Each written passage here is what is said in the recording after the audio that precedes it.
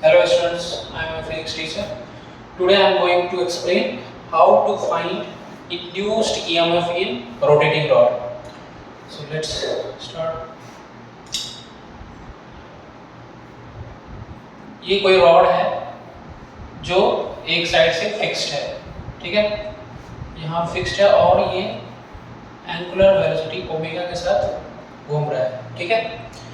तो एक साइड तो इसका फिक्स है, तो ये रॉड अगर क्रॉस करेगा तो कुछ ना कुछ तो रोटेट करेगा, तो कुछ ना कुछ तो मैग्नेटिक लाइंस ऑफ फोर्स को कट करेगा। मैग्नेटिक लाइंस ऑफ फोर्स को कट करेगा तो कुछ ना कुछ ईएमएफ इंड्यूस्ड होगा, वही इंड्यूस्ड ईएमएफ हमें निकालना है, ठीक है। तो अगर हम देखें यहाँ पे, तो मोशनल ईएमएफ का जो फॉर्मूला होता है, मोशनल ईएमएफ का जो फॉर्मूला होता है वो क्या होता है, VBL। तो यहाँ पे क्या ये ट्राई कर सकते हैं? कर सकते हैं। तो हम देख रहे हैं यहाँ पे कि अगर इस फिक्स एंड का निकाले तो मोशनल ईएमएफ तो जीरो होगा, क्योंकि ये एंड तो फिक्स है, ठीक है। अगर हम इस पार्ट का निकालें तो यहाँ की वेलोसिटी तो कम होगी, इससे ज़्यादा यहाँ की वेलोसिटी होगी, इससे ज़्यादा यहाँ की वेलोसिटी होगी, तो ये हर जगह यहाँ पे रॉड पे वेरी करेगा ईएमएफ। तो हम क्या करें यहाँ पे, तो हम क्या करते हैं, यहाँ पे एक एलिमेंट लेते हैं, x डिस्टेंस पे एक एलिमेंट लेते हैं dx का, ठीक है।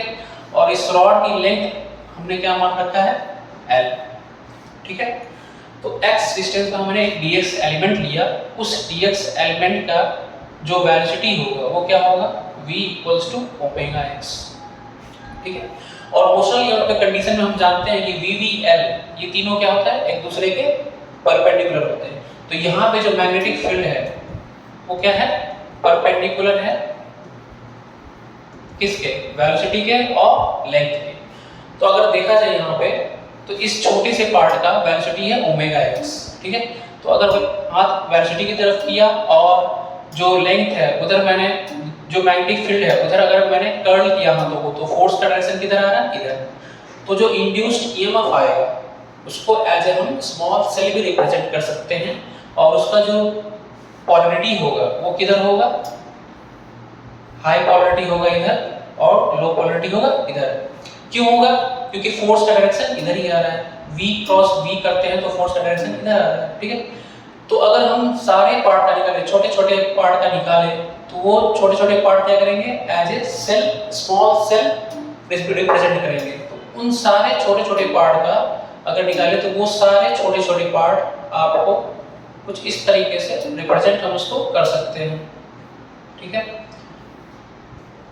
तो ये छोटे छोटे जितने भी पार्ट है इन सब का जो इंड्यूस्ड ईएमएफ होगा, हम जानते हैं कि जितने भी छोटे छोटे पार्ट है उन सबको अगर सेल के रूप में रिप्रेजेंट करें और सारे सेल का क्वालिटी हाई क्वालिटी एक साइड और लो क्वालिटी एक साइड हो, तो उसको हम सीरीज में ऐड कर सकते हैं। तो टोटल अगर निकालना है आपका इंड्यूस्ड ईएमएफ तो हम क्या करेंगे,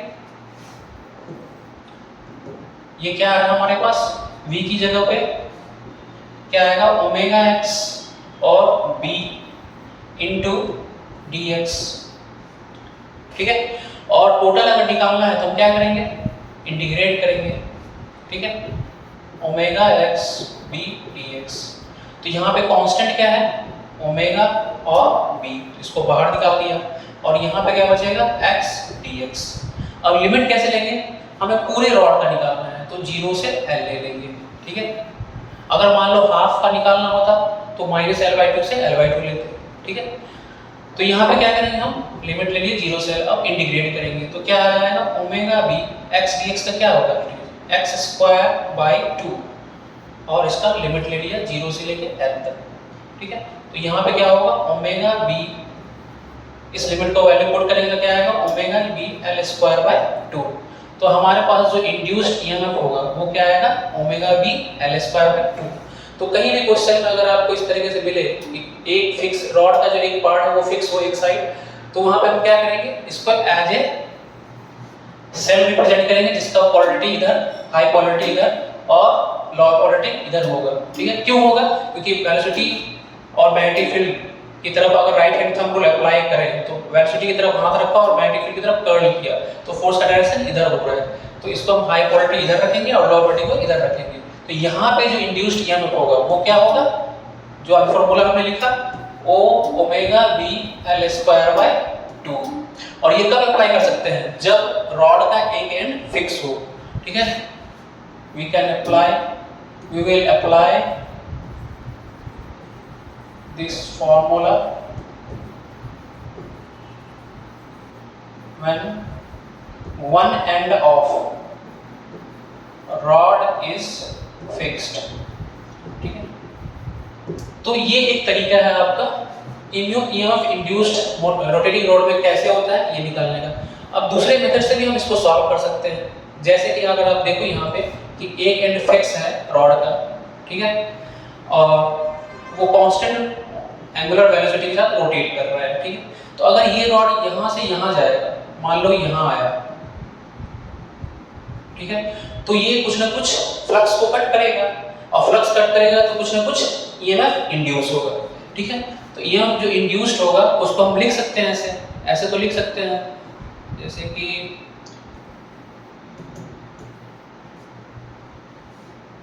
एक मिनट, इसको हम लिख सकते हैं इसको कि EMF induced equals to flux का जो चेंज होगा पर यूनिट टाइम, ऐसे लिख सकते हैं, ठीक है।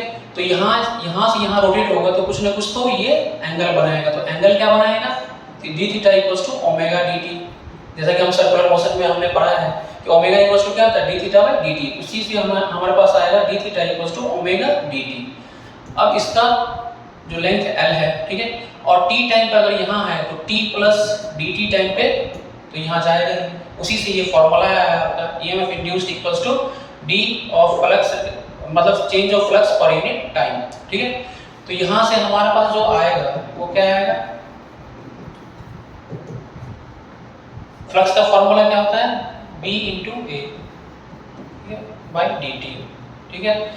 तो यहाँ पे एरिया क्या होगा? एरिया अगर यहाँ देखें तो क्या होगा? 2 पाई जो पूरा सर्कल का होता है एंगल, वो क्या होता है? 2 पाई।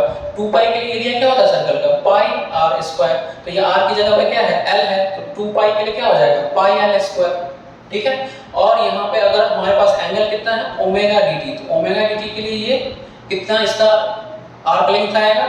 आप देखो यहाँ पे pi L square by 2 pi into omega dt, तो पाई पाई कैंसिल हो गया, हमारे पास बचा क्या? L square by 2 into omega dt, ठीक है। तो यहाँ पे क्या हो जाएगा?